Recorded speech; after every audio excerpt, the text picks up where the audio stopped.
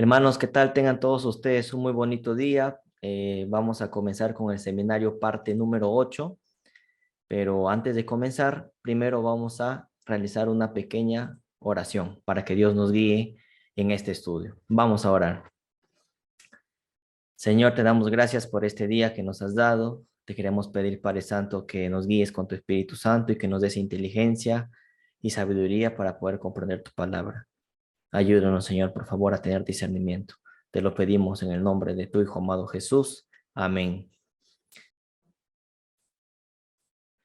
Bueno, hermanos, el día de hoy vamos a comenzar otro capítulo más de este seminario. Ya estamos entrando a la parte número 8 acerca de si hay fecha para el retorno de Cristo.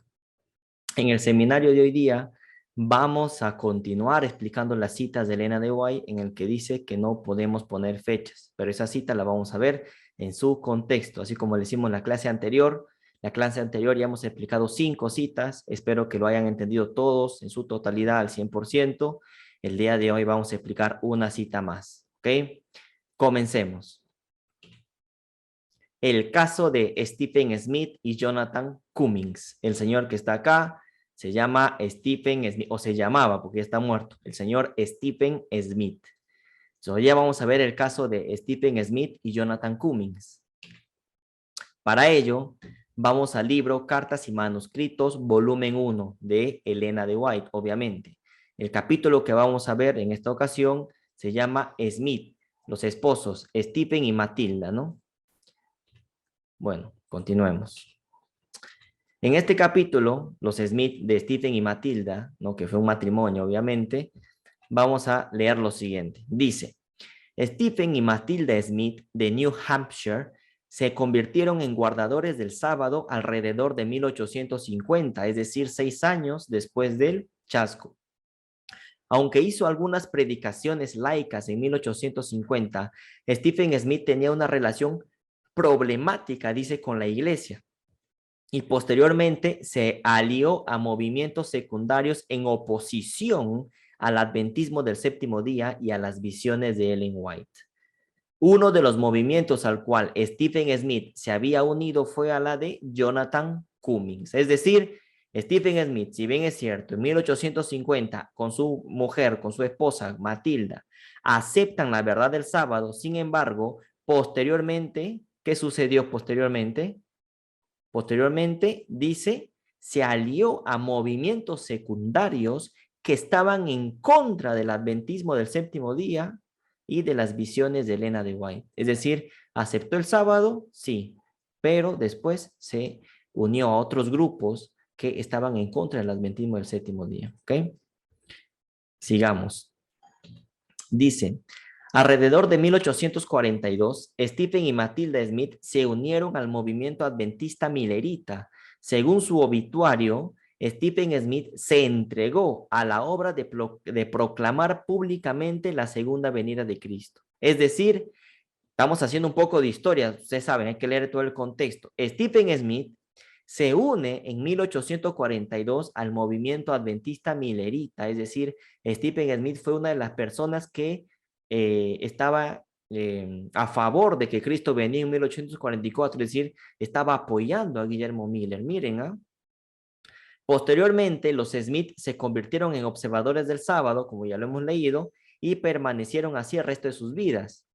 Sin embargo, había otras ocasiones doctrinales en las que Stephen Smith estaba en desacuerdo con el nuevo movimiento. Estos incluyeron en una etapa anterior, es decir, anteriormente, su creencia en algún tipo de segunda venida espiritual en lugar de literal sobre la segunda venida de Cristo. Smith decía, mira, creo en el sábado, pero también creo que Cristo va a venir espiritualmente. Eso es lo que él pensaba. Eso es una de las doctrinas que él sostenía. La segunda, su posterior apoyo a 1854 como la fecha de la segunda venida de Cristo y su rechazo a las visiones de Ellen White. Stephen Smith, si bien es cierto, había aceptado la verdad del sábado, pero después, ¿qué dijo? Que Cristo venía espiritualmente. ¿Y luego qué? Que venía ¿cuándo? En 1854. Acá ya tenemos otro año, otra fecha. ¿Quién estaba diciendo que Cristo venía en 1844? Stephen Smith. Stephen Smith estaba apoyando este movimiento que decía que Cristo venía en 1854. Pregunta 1. ¿Basado en qué profecía Stephen Smith decía que Cristo venía en 1844? Pregunta 2. ¿A quién estaba apoyando Smith o qué movimiento es al que se había unido Stephen Smith diciendo que Cristo viene en 1844? Habíamos leído en las primeras diapositivas que fue al movimiento de un señor que se llamó Jonathan Cummings. Jonathan Cummings era el que estaba liderando un movimiento que decía que Cristo venía en 1844. Y a ese movimiento se añadió ¿quién? Stephen Smith, el cual Elena de White en este libro, Cartas y Manuscritos, volumen 1, te cuenta el contexto de la historia. ¿Estamos? Sigamos. Estas tensiones consecuentes con el movimiento adventista sabático llevaron a crisis periódicas. En 1851, Smith fue expulsado de la hermandad, pero fue readmitido en 1852 después de haber confesado y renunciado por completo a sus errores. O sea, lo expulsan en 1851, pero luego en 1852 lo vuelven a aceptar en el grupo de los adventistas del séptimo día, en el cual pertenecía Elena de White. ¿Qué pasa? En 1854, Smith volvió a abandonar el movimiento, pero buscó la readmisión en 1857, cuando en pleno invierno vadeó 12 millas a pie por la nieve para confesar sus errores pasados. Es decir, entraba y salía de la iglesia, entraba y salía, en ese plan estaba. Sin embargo, al año siguiente volvió a salir de nuevo en su rebelión y permaneció así hasta unos años antes de su muerte. Si no me equivoco, Smith murió en 1891 o 1889, si no me equivoco. Cuando en 1885 regresó a la iglesia con las autodenominadas palabras otro rebelde se ha rendido. Es decir, Stephen Smith en su época, en los años 1850, entraba y salía de la iglesia, entraba y luego lo sacaban, entraba y lo sacaban, entraba y lo sacaban, porque tenía doctrinas que no estaban de acuerdo a lo que se estaba predicando en el momento. Una de las doctrinas era sobre el tema de la segunda venida espiritual, ¿no? De Cristo, y él también creía que Cristo venía en 1854. Y tercero, que estaba en contra de las visiones que tenía Elena de White. No creía en el espíritu de profecía. Y mira, pero al final de su vida, ya en 1885, 4 años antes de que muera, se arrepiente y esta vez sí entra a la iglesia, regresa a la iglesia, pero ya arrepentido, cambiado, y bueno, probablemente va a ser salvo, ¿no? Porque al final de su vida se arrepiente. Es interesante, hermanos, esta historia, porque Smith era una persona que entraba y salía, estaba en constante rebeldía con el movimiento adventista del séptimo día en aquella época, ¿no? En el cual estaba Elena de White. Sigamos. Vamos a otro libro. Ya hemos visto este libro, Cartas y Manuscritos, volumen 1. Ahora vamos a otro libro, porque como hemos hecho en la clase anterior, vamos a revisar diferentes fuentes bibliográficas para poder tener el contexto completo y armar el rompecabezas. Vamos a otro libro. El libro se llama The Early Years, de 1827 a 1862, volumen 1. Autor, Elena de White, ¿no? Nada más y nada menos. Vamos al apéndice C de este libro, al apéndice C. ¿Qué dice en el apéndice C? Vamos a seguir contando la historia, ¿no? Alrededor de un año después de haber sido expulsado, Stephen Smith había sido expulsado de la iglesia, Stephen Smith vio sus errores, confesó y fue restaurado a la comunión en la iglesia. Esto continuó durante unos meses y luego nuevamente se involucró en puntos de vista erróneos y nuevamente fue expulsado. De nuevo, te está contando la misma historia que en el otro libro, ¿no? En 1857 volvió a encontrar el camino de regreso, pero solo por un corto tiempo, porque de nuevo es expulsado, o sea, estaba en ese plan, entraba y lo expulsaban, porque tenía puntos de vista equivocados, erróneos. Sigamos. Dicen, en algún momento de la década de 1850, después de uno de sus deslices, ¿no? De Stephen Smith, Ellen White le escribió un testimonio en el que describía lo que sería su vida si persistía en el curso que estaba siguiendo. Atención acá. Ellen White le escribe un testimonio a Stephen Smith En ese testimonio, Elena de White le dice qué sería de su vida si persistía en esa necedad, en ese curso que estaba siguiendo, en esa necedad de querer prevalecer sus doctrinas erróneas, ¿no? Cuando recibió la carta, Stephen Smith recibe la carta de Elena de White, recibe el testimonio, recibe el sobre, dice, temió que fuera un testimonio de reproche.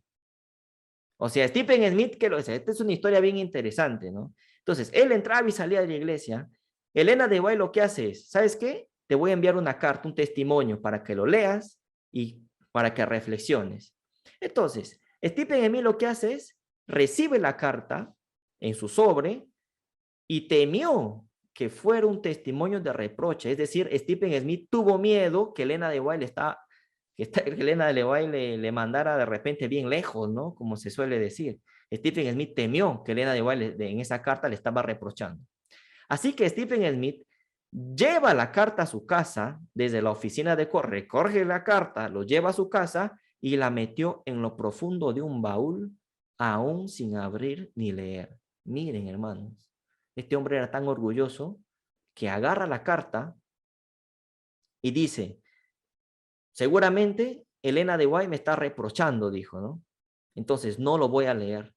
Agarró la carta, no lo sacó del sobre, lo llevó a su casa, a un baúl, en lo profundo de un baúl, y ahí metió la carta sin ni siquiera abrirlo ni leerlo. Ahí lo metió. Y ahí dejó la carta. No lo leyó. Esto es muy importante que entiendan esta historia. O sea, recibe la carta, recibe el testimonio, lo lleva a su casa, pero no abre la carta, no lo lee. Eso ¿en qué año fue? 1854, ¿no? Por ahí.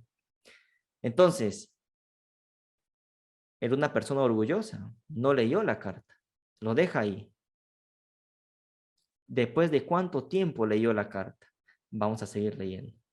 Está interesante la historia. Todo esto hay que tener en cuenta para ver el tema de las citas de Elena de White, de no poner fechas, ¿no? Sigamos, dice. Durante casi 30 años, nada más y nada menos, hermanos, Stephen Smith estuvo fuera de la iglesia, oponiéndose a sus antiguos hermanos, mezquino y cortante en sus críticas. Era un hombre, pues, punzante, ¿no? Era mezquino y cortante en sus críticas. La señora Smith, es decir, su esposa Matilda, se mantuvo fiel, dice, ¿no? Y la Review and Herald llegaba semanalmente a su casa. Claro, la Review and Herald llegaba semanalmente a la casa de los Smith, no por Stephen Smith, sino por Matilda, que era la que compraba el periódico, ¿no? Me dejo entender. Pero un día, dice, luego un día, el señor Smith, Stephen Smith, tomó cuando la Review and Herald se va y le deja el periódico en su casa, entonces Stephen Smith toma el periódico y leyó un artículo de Ellen White. O sea, Stephen Smith dice, voy a leer un artículo a ver qué dice, ¿no? Continuó leyendo sus artículos semanales y descubrió que le hablaban al corazón y comenzó a ablandarse. Es decir, Smith, el señor Smith, Stephen Smith, un día, cuando la Review and Herald le lleva el periódico a su casa, él recoge el periódico y lee un artículo. Y en ese artículo, él entendió que ese artículo era para él. No leyó todavía el testimonio que le había mandado Elena de White hace 30 años. Eso todavía estaba ahí en el baúl sin leerlo. Él había leído, ¿qué cosa? Un artículo de la Review and Herald, ¿no? Él dijo, entonces, mira, ¿qué pasa en este artículo? Me están hablando al corazón. Y comenzó a ablandarse, comenzó a reflexionar, a pensar. 30 años, pues, ¿no? Fuera de la iglesia. Dice, en 1885, o sea, casi 31 años después, ¿no? E.W. Farnsworth, hijo de William Farnsworth, de Washington, New Hampshire, estaba celebrando reuniones de avivamiento en la pequeña iglesia de Washington. Señor Farnsworth, ¿no? Smith lo había conocido de niño y caminó 20 kilómetros para asistir a la reunión del sábado. Escuchó a Farnsworth predicar sobre el surgimiento y desarrollo de la iglesia remanente. Terminado el sermón, o sea, ¿hasta quién estaba predicando? Farnsworth, ¿no? Cuando termina el sermón, Smith se puso de pie. En plena iglesia se pone de pie. Después de 30 años regresa a la iglesia. Se pone de pie y pidió el privilegio de hablar. El público, que lo conocía bien, saben que Smith era pues una persona punzante, crítica, ¿no? esperaba una perfecta ráfaga de críticas y mezquindades. O sea, cuando Stephen Smith toma la palabra en la iglesia, la gente dijo, ya va a comenzar a hablar este señor, ya va a comenzar a criticar, ahora qué va a querer, ¿no? Porque lo conocían bien. Pero ¿qué pasa? ¿Qué dijo Stephen Smith? Dijo, no quiero que me tengáis miedo, hermanos, dijo. No he venido a criticar. He dejado ese tipo de negocios, dijo. He dejado ese tipo de asuntos, ¿no? No he venido a criticar ya, dice. Luego revisó el pasado, su odio por la organización de la iglesia, su unión a un partido de oposición tras otro que había visto caer y sus simpatizantes se confundían. Es decir, los que le estaban escuchando a Smith decían, ¿y a este qué le pasa? ¿Y a este qué bicho le ha picado, no? Por así decirlo. ¿Por qué? Porque Smith comenzó a hablar de una manera tan educada, ¿no? Tan noble, de una manera tan amable, que la gente dijo, oye, ¿y este señor qué le picó? Porque antes no era así. O sea, la gente se sorprendió. ¿Qué más dijo? Los hechos, dijo Smith, son cosas obstinadas, pero los hechos son que aquellos que se han opuesto a este trabajo han fracasado. O sea, aquellas personas que se han opuesto a la iglesia en ese entonces habían fracasado, mientras que aquellos que han estado en simpatía con esa iglesia han prosperado. Él estaba en contra, ¿sí? Entonces había fracasado, pero los que estaban a favor de Elena de White y de ese movimiento adventista del séptimo día, dice él, han prosperado. Se han vuelto mejores, más devotos y semejantes a Dios. Quienes se han opuesto solo han aprendido a luchar y debatir, como era su caso. Como él estaba en oposición, luchaba y debatía y debatía. Han perdido toda su religión. Es decir, fue una sorpresa, fue una bomba las palabras de Stephen Smith. Fue una bomba, porque él dijo, la gente, perdón, pensaba que él iba a criticar en ese momento, después de 30 años que estaba fuera de la iglesia, recoge un periódico de la Review and Herald, lee un artículo, mira cómo Dios te llama y Dios te toca, lee un artículo, en ese artículo él entiende que ese artículo le llegó al corazón, entendió, reflexionó, va a la iglesia después de 30, 31 años, llega a la iglesia, termina de predicar el pastor, el señor Farnsworth, llega a la iglesia Smith, pide la palabra después del sermón y dice todo esto. Y la gente se quedó pues sorprendida, ¿no? Porque pensaban que Smith ya iba a comentar alguna crítica, pero no fue así. ¿Sí? Sigamos. Sigue diciendo Smith, ningún hombre honesto puede dejar de ver que Dios está con ellos y contra nosotros. Quiero estar en comunión con este pueblo, en el corazón y en la iglesia. O sea, reflexionó Smith, ¿no?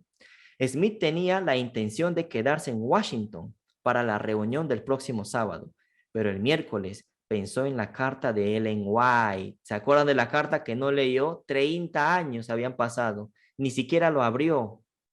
Pero el miércoles pensó en la carta de Ellen White en su baúl en casa, ¿se acuerdan? Sintiendo que no podía esperar para leerlo.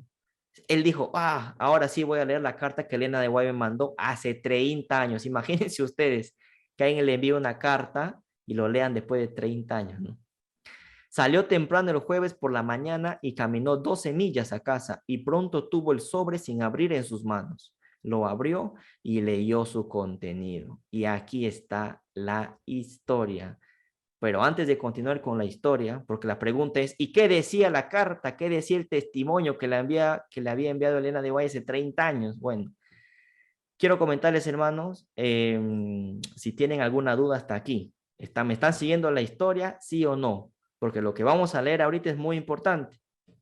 ¿Estamos? Sí, hermano. Sí, hermano. Dale, hermanito. Claro. Continuamos entonces. Sigamos. Dice, ¿qué contenía la carta? Bueno, sigamos leyendo. Cabe resaltar que este señor Smith no es Urias Smith, es Stephen Smith, que es otro personaje. Urias Smith fue un pionero de la iglesia. No estamos hablando de Urias Smith, estamos hablando de Stephen Smith, que es otra persona, por si acaso. Bueno, sigamos.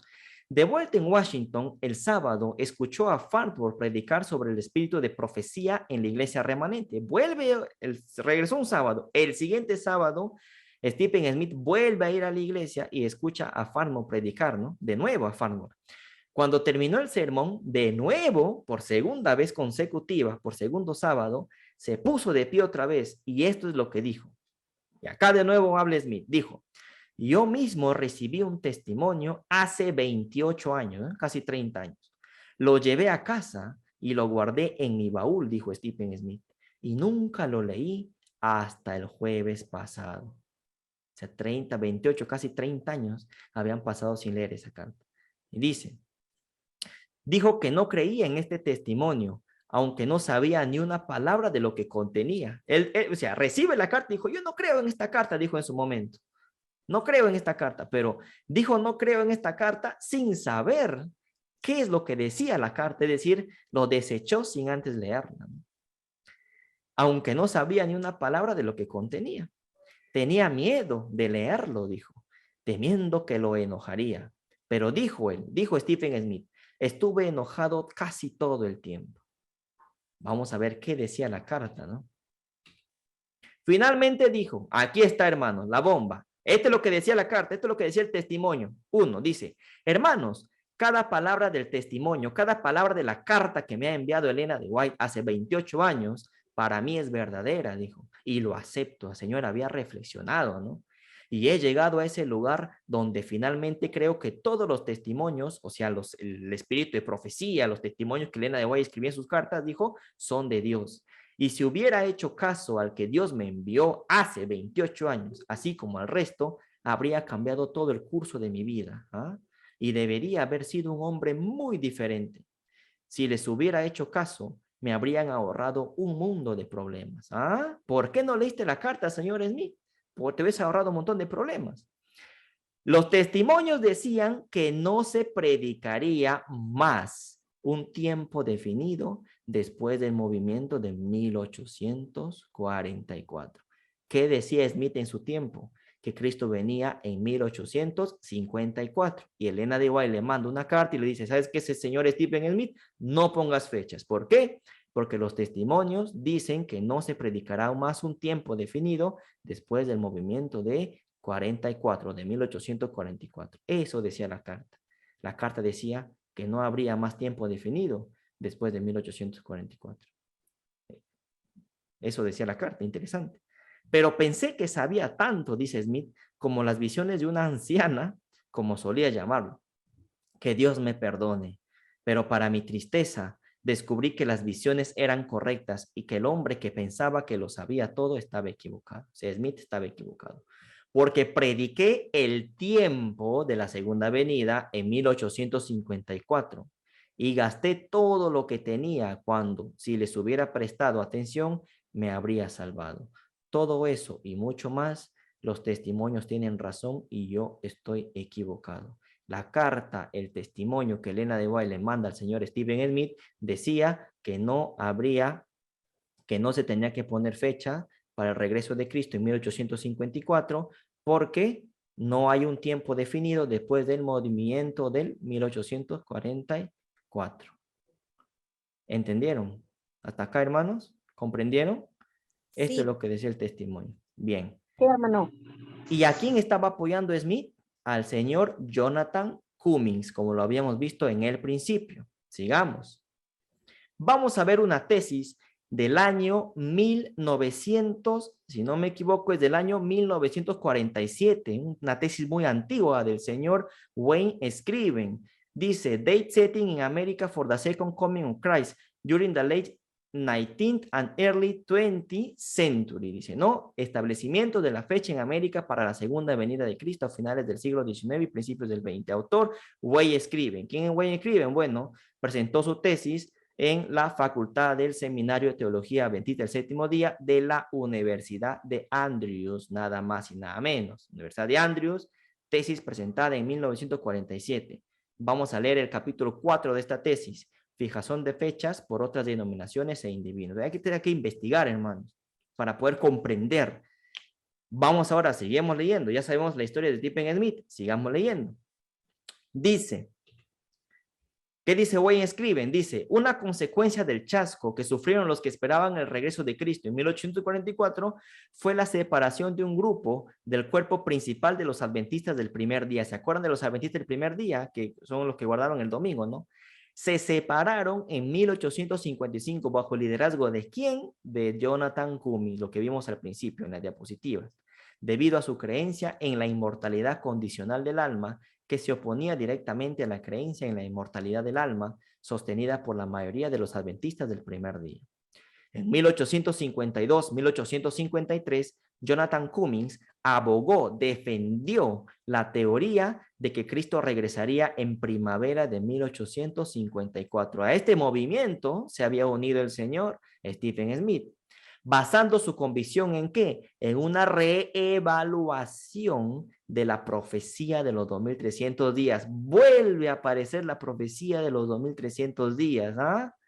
Haciendo que terminara en 1854. En otras palabras, Cummings señalaba que la profecía de los 2300 días iniciaba en el año 446 a.C. y terminaba en el año 1854 después de Cristo.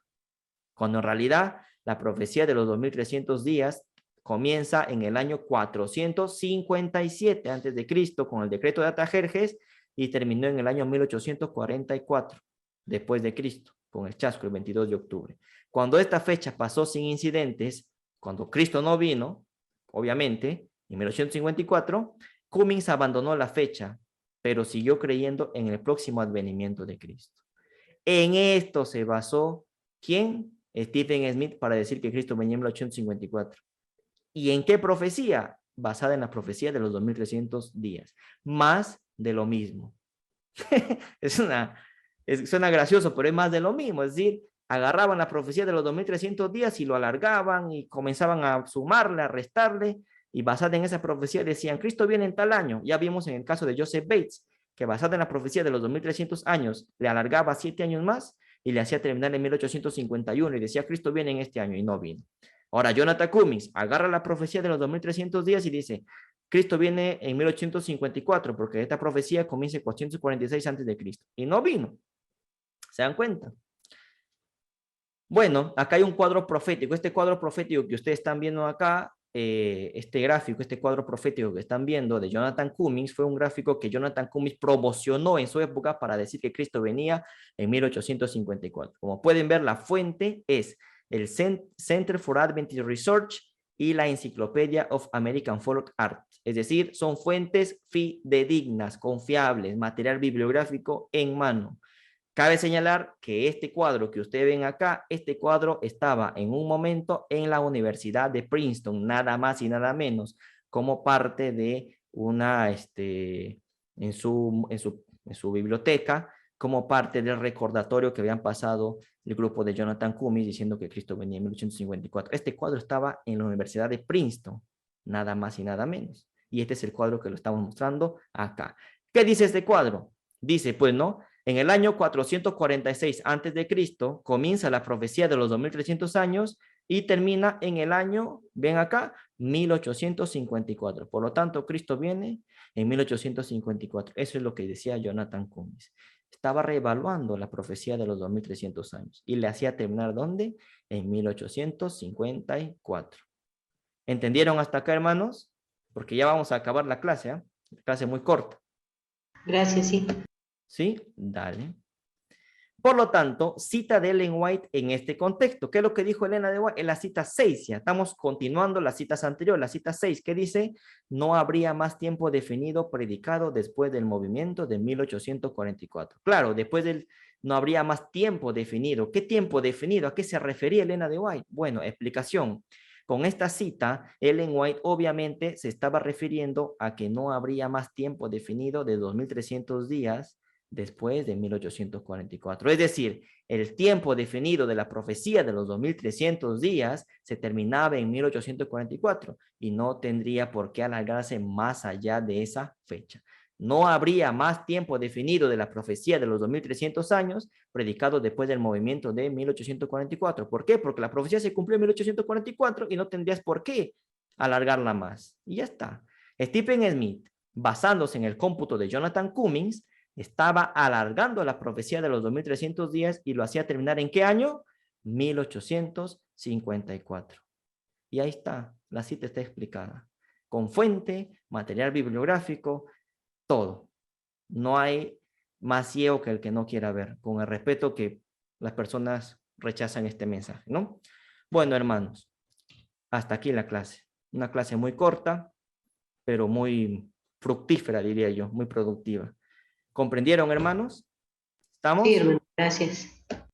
Listo, mis hermanos. Entonces, nos vemos la siguiente Hermanito. semana, si Dios quiere. ¿Sí? Una pregunta, ¿verdad que esas citas se repiten en diferentes libros? Sí. Y eso lo vamos a ver más adelante, porque hay citas que se repiten en muchos misma. libros, que Ajá. la misma o variando un poquito, pero en realidad viene a ser la misma. Se repiten en diferentes, o sea, van a haber más de 30 citas, pero son variantes de estas. Ya uno ya cuando las lee ya sabe a quién se dirigía, ¿no? Lo que te tiene que interesar es ver en qué año lo dijo y ahí ver, ¿se acuerda la historia que estamos sacando? La Elena de White dijo esta cita. Ah, ¿en qué año? Tal año. ¿Y quién decía que venía en tal año? Tal persona. Entonces fue para esta persona, ¿no? Pero son Sí. citas que se van repitiendo en diferentes escritos, obviamente, ¿no? ¿Estamos? Estamos. Dale, mis hermanos. Entonces, ¿comprendieron la clase? ¿Sí? Sí, hermana, Claro, gracias. muchas gracias. Dale, mis hermanos. Entonces, vamos a terminar esta clase con una oración. Vamos a orar, mis hermanos, ¿ya? Señor, gracias por darnos más un día de vida, por darnos inteligencia y sabiduría, Señor. A mí también para poder explicar esta clase de manera sencilla y fácil, y también a los hermanos que lo han escuchado y que lo van a ver por YouTube también más adelante, para que lo puedan entender. Gracias por guiarnos, Padre Santo, con tu Espíritu Santo. Siga dando también, Señor, inteligencia y sabiduría a cada uno de nosotros para poder seguir investigando este tema tan precioso que tienes, que es tu pronto regreso. Todo esto te lo pedimos en el nombre de tu Hijo amado Jesús. Amén. Listo, mis queridos hermanos. Nos vemos en la siguiente clase, la siguiente semana, si Dios quiere. Un abrazo a Bendiciones, todos. hermanos. Dios le bendiga.